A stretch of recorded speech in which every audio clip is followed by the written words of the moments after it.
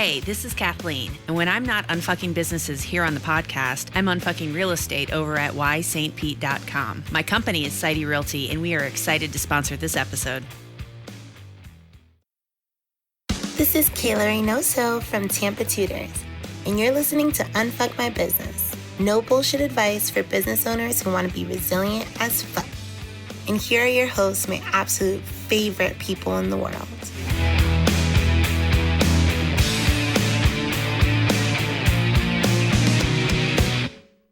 Hello, and welcome to another episode of Unfuck My Business. It is your pal Robyn Sayles, and I'm taking the reins today because we are talking about one of my favorite topics, which may surprise you. We're talking about sales. And specifically, today we're going to help you unfuck your sales for your product or service or business a little bit today. I love sales because everybody does it. And if you say you don't, you're lying. And if you say you don't like it, you are ill-informed. You are literally doing it all day, every day. Every conversation you have with a potential client is a sales conversation. And I want to right away address one of the things that I hear so often, particularly in the folks that I work with, is like, oh, I don't like sales. Oh, I don't want to be a salesperson. Okay. There is a difference between sales and sales tactics. Okay. I'm going to say that again for the people in the back. There is a difference between sales and sales tactics. What is driving you to feel icky about sales, for whatever reason you're feeling icky about sales right now, is because you have had a shitty experience with bad sales tactics. So do not let a shitty experience with bad sales tactics color your entire outlook on sales or the process of selling. If you could, in your mind, replace the word sales with helping, you are trying to help the people that you're trying to serve. You are selling them something that's going to help them do something. Unless you are literally trying to shove products and services down people's throats that you know they don't want or need, you should not have a problem with selling. It is literally the mechanism with which you get the thing that you have to the people who need it.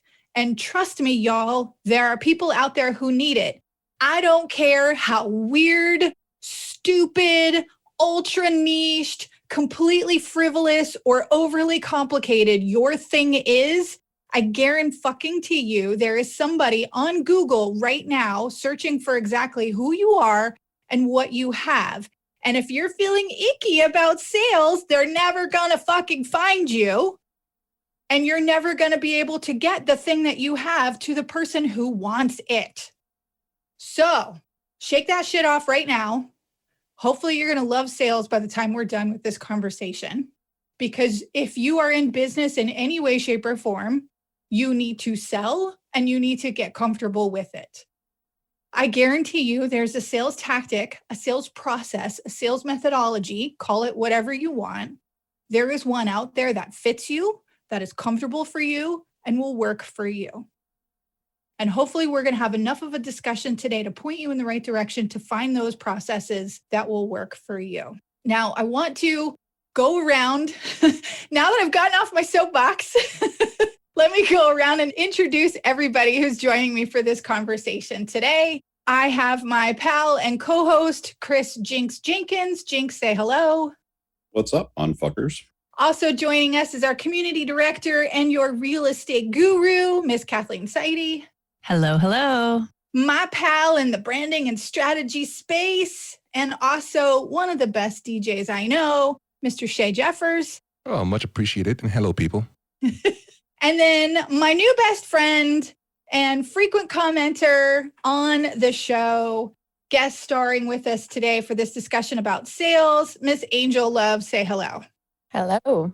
All right. So we are going to dive into the topic of unfucking sales. And I'd like to start with everybody talking about a specific thing that was fucked up in your sales or sales process that you have unfucked over the years. Like, was there any moment of like, oh, this is what I'm doing wrong and this is how I fixed it? So can anybody share any unfucking of their own sales that they've done before we give people specific advice and resources? Kathleen. I talk too much. And, in real estate, the cool thing is people are coming to me knowing they already need something, right? There's no convincing about that needs to happen. So like back off of that. Don't be a douchebag. People want it, right? But I'm big at seeing a potential in a space. I'm big at talking through the ins and the outs and the details and the neighborhood, all these things. And for a few people, that's great. And for most people, I was just getting in my own way and showing way more homes to people than they wanted to see or needed to see to make a good decision and have a wonderful life. A mentor of mine, one of my former bosses, used to say, ask the question and then shut the fuck up. Yeah. Well, and realize you don't need to provide them the information you need to make a decision. You need to provide them the information they need to make a decision. Ding, ding, ding. And that was my problem. And that requires asking good questions and listening. We're going to talk about specific phases of the sales process here in a bit, but yeah, we're definitely going to come back around to that one. Thank you for sharing, Kathleen. Anybody else have a specific story about unfucking their own process? Yeah, Angel. So when I first learned the difference between sales tactics and what actual sales was, it was doing outbound calling on the phone in a call center. And your face tells me that you're very familiar with that. That's a rough gig. It is a hard job. It's a really hard job. And one of the best coachings I ever got was work smarter, not harder. I was working hard. Like I knew the things that people tended to like the most about what we were selling. And I wanted to give them all of it. I wanted to be like, these are all the reasons why you need this. And if they told me no, then I would tell them 8 more reasons, or I would say the same reasons that I said before, but in a different way until they got my point of view and came over to my side. The best coaching I ever got was to ask the questions and get the input. People need stuff. You just have to find out what it is that's going on in their lives and how what you're offering is applicable to that. And that way you can speak to it. That was my learning. Yeah, I love that. Work smarter, not harder. And, it's a bit of a cliche, but listen, cliches are there because they work, right? Something becomes a cliche because people have been able to follow that advice solidly over and over and over again. And certainly in the world of outbound sales, where many times your quotas are about quantity over quality and time is of the essence, if you're spinning your wheels talking about all the benefits without finding out which specific benefit is important to them, then yeah, you're never going to meet your goals. So I love that example. Any other examples before I share one? I like tossing the fact of not properly describing the outcome that you're providing. That can really bite you in the butt because you get so busy discussing the process, but you don't discuss the outcome, and the customer kind of loses their interest or their vibe with you. Yeah. So many times we get hung up on the thing and not what the thing means to the person who wants to buy it. It's not about the thing. It's about what the thing can do for the person. And in the traditional sales landscape, we talk about features versus benefits. And most salespeople get hung up on the features. Well, it's state of the art. It's the latest technology. It can do this. It can go 0 to 60 in under, 4 seconds, right? And I don't care about that. What I want to know is, how is it going to make me feel when it goes 0 to 60 in under 4 seconds, right? It's how's it going to change my life? How's it going to improve my life? And there's certain things that you can do. Like, is it going to make me feel important? Is it going to make me feel loved? Is it going to make me feel special? There's certain triggers that you can focus on once you know the answer for people. But we tend to get focused on the features, all the cool bells and whistles that make the thing awesome. And we don't focus on the benefits, which is what all those features mean to you. So one of my favorite phrases when I'm working with salespeople or on a sales process with someone is the words, so that you can. And you don't necessarily have to use these words specifically, but when you are working on trying to shift the focus from the features of the thing to the benefits of the thing, think to yourself in your head, so that you can.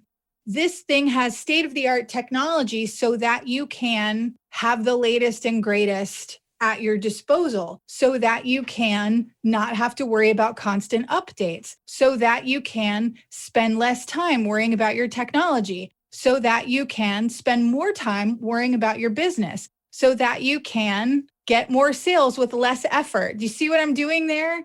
You keep going further and further down, keep peeling back those layers so that you can. And the more you know about the person you're talking to, the more focused you can get with those benefit statements so that you can.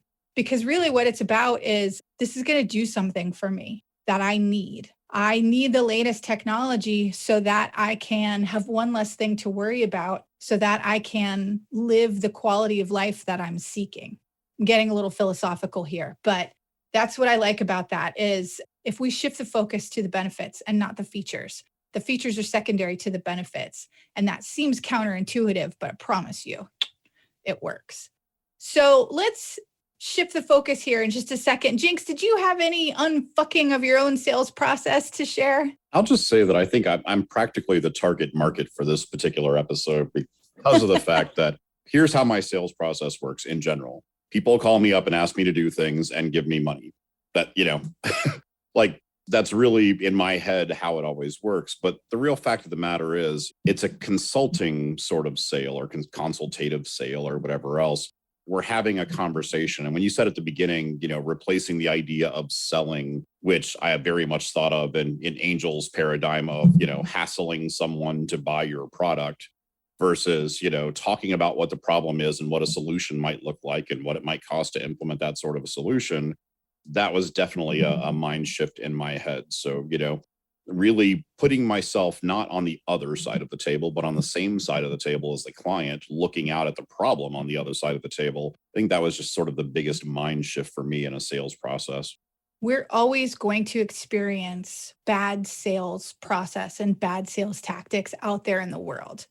And there are some industries and some products and services that are kind of notorious for it. I think one of the stereotypes is like the pushy used car salesman, who's trying to convince you to buy this hunk of junk on the lot that he knows is going to break down, right? And so if we think about that stereotype, the key there is intent. And so here's another mindset shift for everybody is if your intent is to help the person, if your intent is to get them exactly what the solution is to their problem, like Jinx said, that's not a used car salesman. That's not the person who's out to take advantage of somebody. If your intent is to, let me see how many of these fucking things I can sell, then, okay, we have a problem. That's not selling. That's manipulation. That's a whole other thing, right? But if you've got this thing that is going to help people and you're experimenting with different tactics and processes to get the thing into the hands of the people that it will help, it's all about the intent. And if you can build your process and build your techniques around the right intent, it almost can't fail. And then Jinx, you said another key word, which is consultative.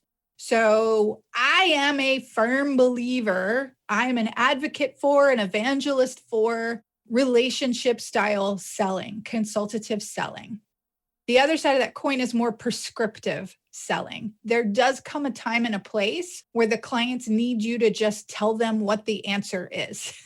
And so I think another key factor in creating a sales process that really fits you and your business is understanding when your potential clients need you to be consultative and when they need you to be prescriptive. And those will fluctuate depending on your industry, and they'll fluctuate depending on what's happening in the market right now. So when I first started teaching sales and writing sales training, close to 20 years ago, we were way more prescriptive. It was about being a trusted advisor from the standpoint of, I know the best. I know exactly which product and service you need.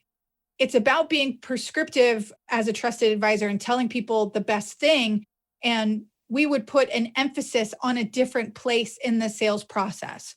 Most sales processes have 4 main buckets. You're planning and prospecting, which means you're finding leads, you're finding places to go to find your leads.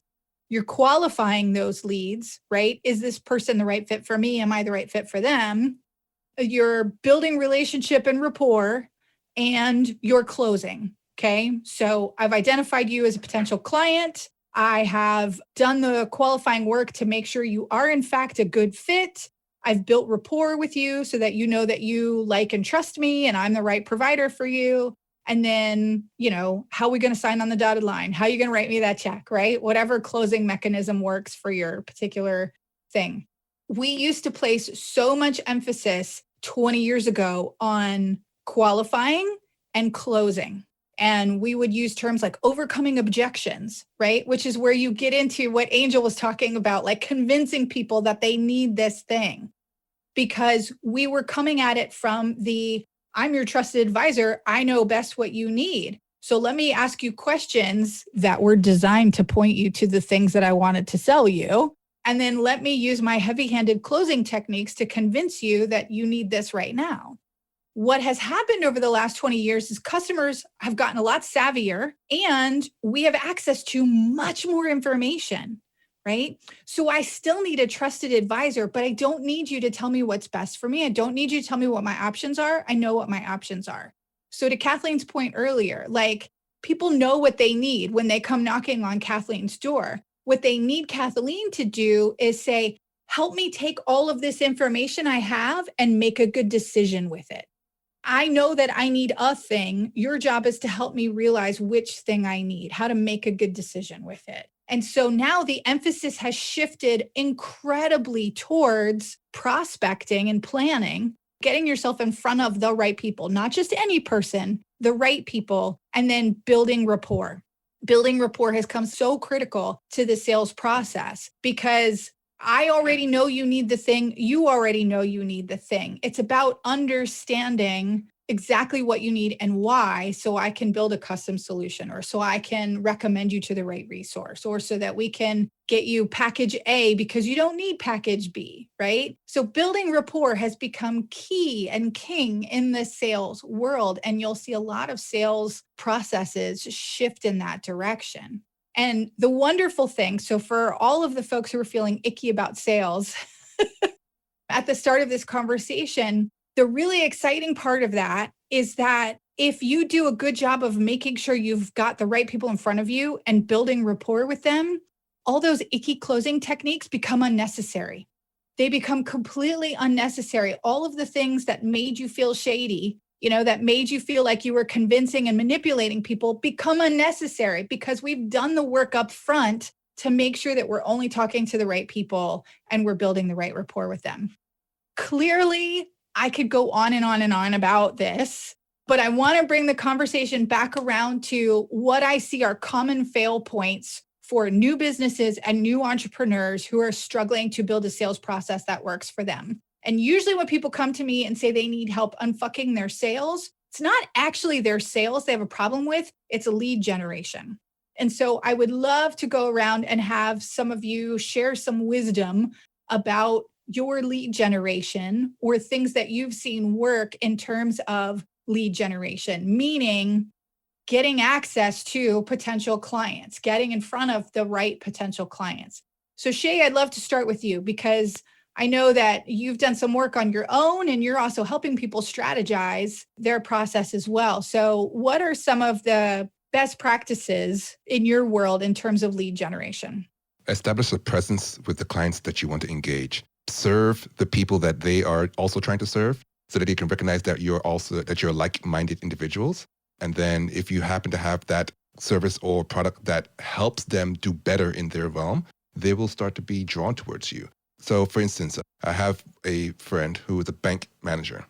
And one of her biggest methods of generating clientele is by participating in charities and events and being amongst the local people. And that leads to conversations, and the conversations lead to conversions. What tends to happen is people show up at a place and then they go straight for the close.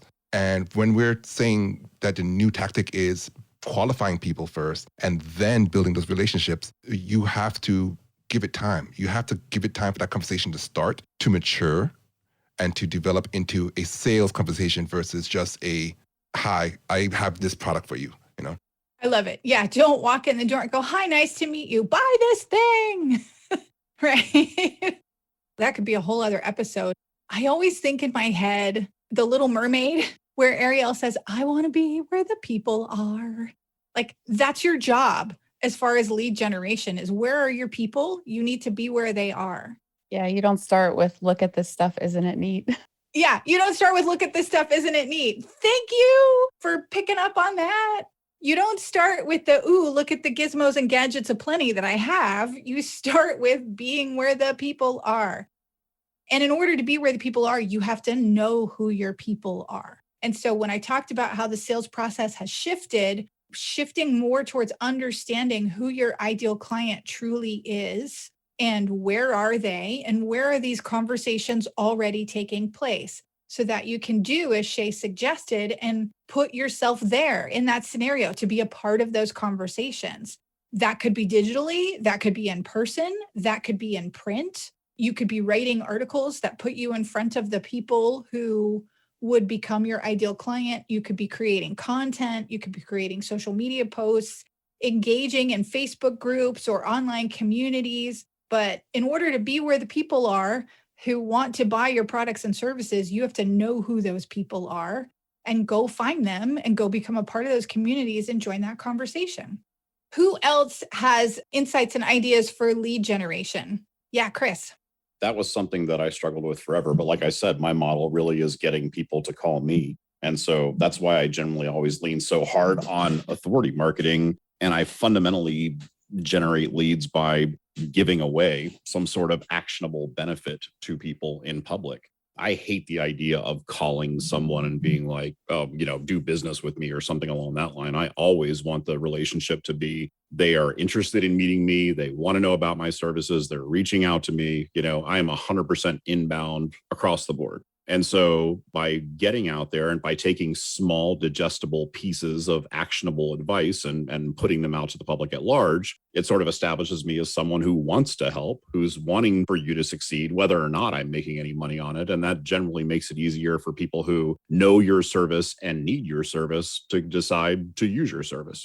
That's been 100% of my sales sources throughout my career. Absolutely. Sometimes when I'm working with folks to build a sales process, they're afraid to give anything away. And they don't realize that giving a little piece away it's like the appetizer before the meal. Give me an amuse-bouche so I get an idea of what the full course dinner is going to be like. And if I really enjoy the amuse-bouche, I'm going to come back and pay for the whole meal. Also, that was just an opportunity for me to say amuse-bouche, which does not get used enough. It's way more fun than appetizer. I'm a huge fan of that. But specifically, an amuse-bouche is one bite, right? Yeah. It's not like a full appetizer. It's a spoon, a taste. Yep. So give them a little taste. So that little taste might be a download. That little taste might be an actionable tip when you're giving a presentation somewhere. It might be advice on a networking call, right? It might be taking those 15-minute calls. I know, Jinx, you have this amazing policy of like, if I can solve it in 15 minutes over the course of this email or this phone call, you get it for free, right? Yeah, absolutely. Most of my partners and clients are long-term partners and clients, 6 months to a year or more. And so a 15-minute issue isn't where I make my money. It's the year-long relationship where I make my money. If it's 15 minutes, it's free. Yeah. And so that establishes a reputation out there where people are happy to recommend and refer. So giving away something actionable and tangible lets people know what it's going to be like to work with you. Whatever it is, like cold calling and cold emailing and things of that nature does work for certain products and certain services and certain industries, right? So I don't want to just like poop all over that in this discussion and say like, that's the wrong tactic. It does work. It can work, right? But I think the key here is understanding what's going to work for you, your personality, for the clients that you intend to serve, what lights you up and makes you feel good inside, right? And so if you're never comfortable cold calling, you're never going to be comfortable cold calling, right? That means it's time to find another tactic. It's time to find another methodology for generating those leads. This is what I see all the time. And Shea, I'm sure you can back me up on this. We hit these marketing trends where everyone's like, you need to be doing this. You need to be doing that. You need to be boosting your Facebook posts. You need to be doing these things. You need to be on this social media channel. You need to be sending out these kind of emails, And by the way, here's a script you can use. That's not in alignment with your brand, your story, your personality. It's all going to come across as bullshit to the people that you're trying to attract, right? Just because everybody else is doing it doesn't mean it's going to work for you. So the goal is to go out there and sample the different techniques and the different tactics and figure out what works for you. It feels comfortable. It makes you feel good. I can totally do this. I feel confident when I do this, because all of that is going to transfer to the person that you're trying to attract, to those clients that you're trying to bring in. When it comes right down to it, if you feel uncomfortable doing it, imagine what it feels like to the person on the other end, right? Yeah.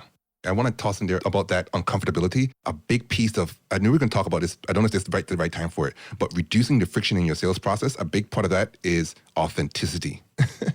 When you are authentic to you and to the moment that you're having with your potential client or your community or your audience, that reduces so much friction. So very often when I'm out there engaging with individuals, networking, just being a part of the community and having a discussion and asking the right questions and answering questions from a place of authority, like Chris was saying, there comes a point in that conversation where someone's saying, so how do I work with you? When you are just naturally having that conversation and you're being authentic with the ideas and thoughts and your beliefs, because that's another thing that can really disrupt a sales conversation is differences in beliefs. So when you're actually having a conversation, you can kind of flesh all that out before you even get to that critical moment of whether you want them to buy from you, because they've already made a decision, And part of that conversation is like the fact that you are building value as that conversation goes along. Being aware of what your sales cycle is can also help you relax and just have that conversation without rushing to the end game. It's like dating. You don't just walk up to somebody and say, hey, can we go to the bedroom right now? It doesn't always work. And if it does, that's not the right customer for you. No, I love that. And I think we sometimes think about the people who rush to the close or the people who go in for a hard and fast close, like, ooh, gosh, I just met you. Don't try to sell me something yet. But honestly, I think those are the minority, right? Most of the young business owners, and I don't mean young in terms of age, like new business owners, new entrepreneurs, especially in the small to mid-sized business range, we make it so difficult for people to hire us and to buy from us because we haven't put enough thought into the actual step 1, step 2, step 3, step 4 of what it takes for people to actually engage and buy from us. So to Shea's point, if we're out at a networking event and you and I strike up a conversation and you're like, oh my God, this is it. Like, you're the person I've been looking for. How do I work with you right now? You need to be ready to take their money right now. Like a mutual friend of Shea's and I's once gave me that information, that advice, really hard and blunt to the face. Like, Robyn, I'm ready to pay you right now. You need to be able to accept money from me right now, wherever we are, right? And it shouldn't be like, oh, well, I'll send you an email and then you respond to that email and then I'll send you an invoice. And then once you pay that invoice, you get this. And how many friggin' steps is that? How many hoops are we making people jump through just to start working with us, right? So take a moment right now as you're listening to this to think about how many hoops do I put people through before we actually start working together? And there's another place to reduce friction. And if I meet somebody out and about tomorrow and they want to pay me right now, do I actually have the ability to accept that payment and to start that process right now? Because if you don't, then you probably want to take a look at how you onboard people, how you get people started with whatever your product or service is. And you probably want to look at ways to make that mobile and instantaneous if you don't already have it. I carry around a little square dongle with me everywhere I go. You want to give me money? I will take that money right now. Yes, please. Thank you. One word, Amazon. One click, buy. Amazon, Netflix, services like that, we've trained people to be able to do it quickly, instantaneously. So I want to bring this around, but I want to give this example. So getting that hard advice about having too many steps and making it too difficult for people to engage with me right away, I rethought my whole onboarding process for clients. And I realized the importance of, even though our service, like if it's coaching, our coaching might start next week. Or if it's a workshop, your workshop might be scheduled for a month from now. But people like the excitement of having something tangible right now. So every service that I offer now has a PDF download that they get right away. And all that PDF download does is kind of tell them what's coming. But it's fun, it's in my branding, it's all exciting, and it's building up the excitement of what's to come. And I have something in my hands right now.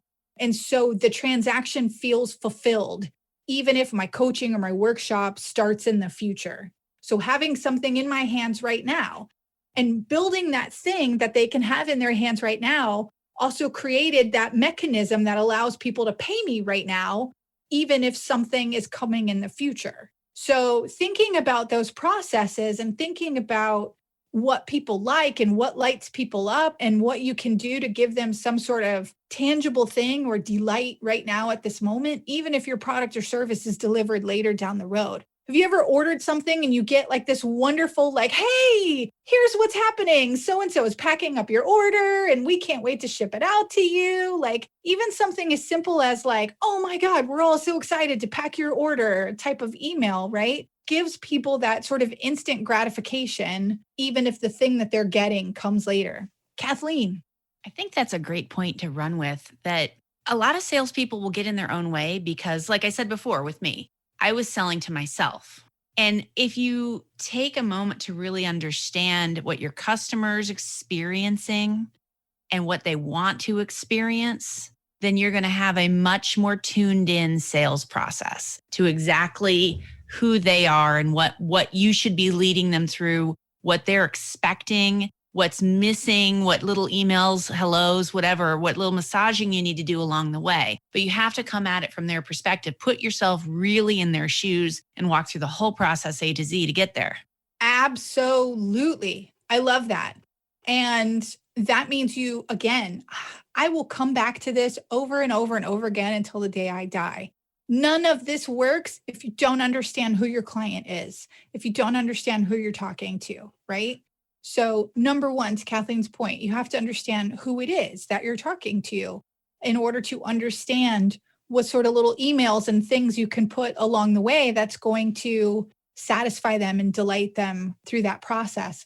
And then you need to understand what your sales cycles are. And so let's talk about a sales cycle, because part of the sales cycle is going from awareness of you to actually engaging with you. And then part of the sales cycle is the process from wanting to engage to actual deployment. So for example, if I'm doing a corporate workshop, there's the process from them reaching out to say, hey, we want you to come in and do this workshop, to when I actually have a signed contract, to when I actually go and fulfill that contract. It's really long, right?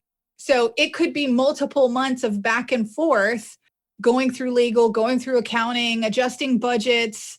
Now we need to add this on, right? So from the moment that they say, yes, they want to hire me, to when I actually have a signed engagement, that could be 3 to 4 months, right? And then it could be another 3 to 4 months out before I actually perform the workshop, before I actually execute on what I've been engaged to do. So that's a 6 to 8 month window for that one gig, right? So what am I doing in between those 6 to 8 months to stay top of mind with this person, to still be top of mind with the other potential prospects who might hire me for another workshop, right? What other things do I have coming in that are going to fill my income bucket while I'm waiting in this 6 to 8 month window to execute on this one thing, right? So you need to understand what those sales cycles are. I have another product or service where the sales cycle from when they first are aware of me to when they're ready to buy, that's where the really long window is. And that was a huge aha for me when I started doing more coaching. And it's probably going to shock people. And when you go do the research for yourself, for your own product or service, what that window of awareness to engagement is might be way longer than you think it is. So for me, it's 2 years. It's 2 years between when the person first sees me somewhere and is aware of me to when they're ready to engage with me, right, on that coaching. And part of that is because I serve people at a very specific time in their business lifecycle journey.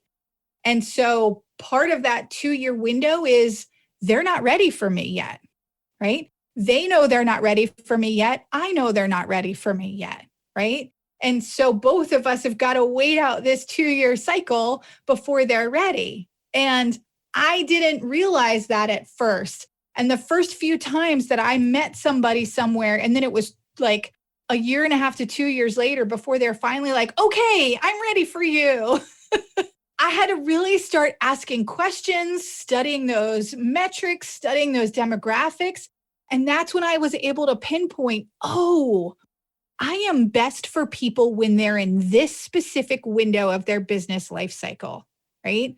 And so identifying that has helped me shorten, in many cases, that 2-year upfront window, but I still plan for that 2-year upfront window. And I'm still dropping content and planting seeds and developing the relationship so that when the 2-year window has passed, there's no hesitation, right? So it's just important to be aware of what those cycle lengths are and where they are so that you can account for them and in some cases mitigate for them, right? Yeah. Get rid of the desperation that can happen when you find yourself without the right amount of cash flow.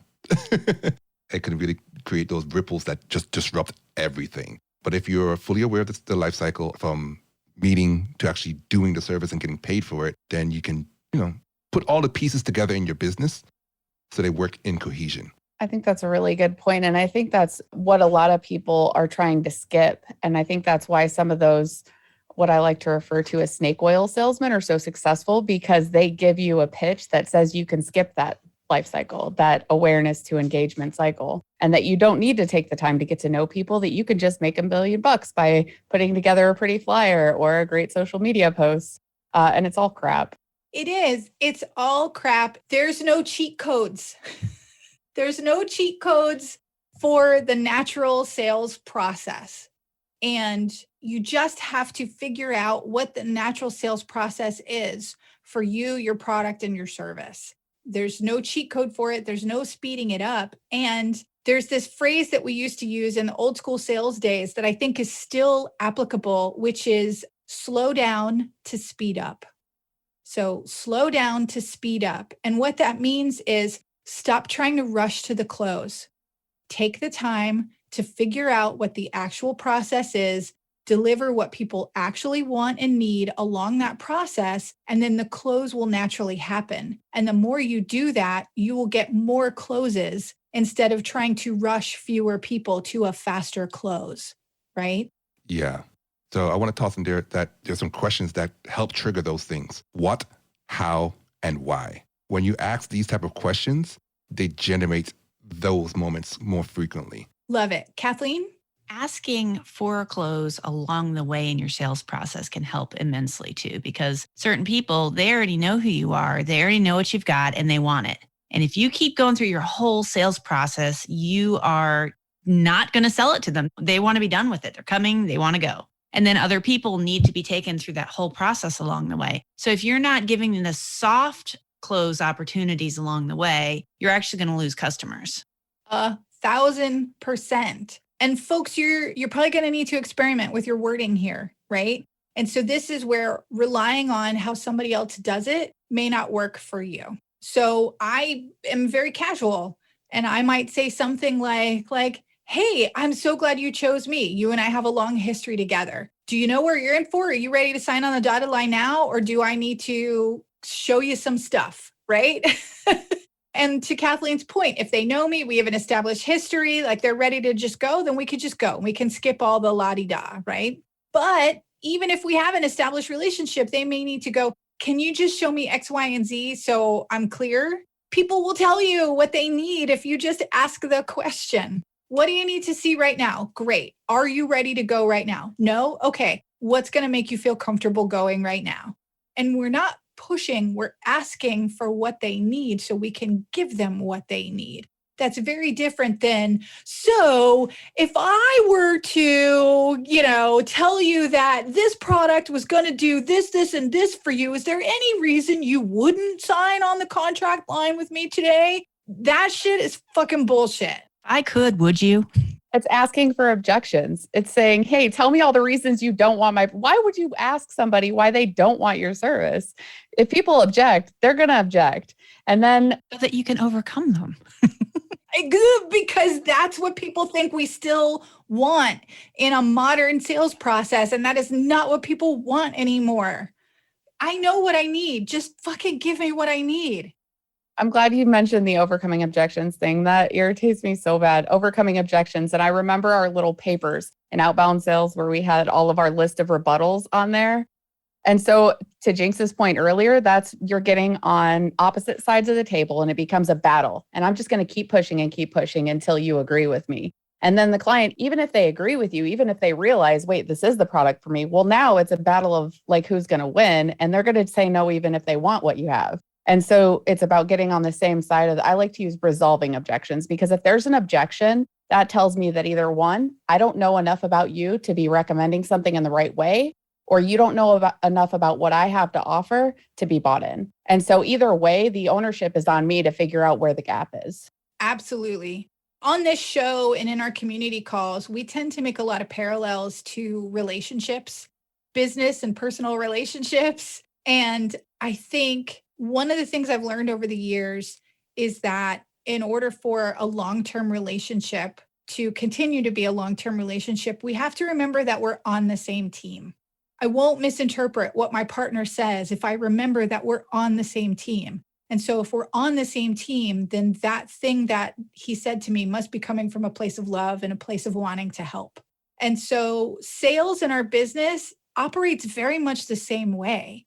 Like if your intent is to be on the same team with the person that you're trying to serve, then that's going to fundamentally shift how you approach that conversation.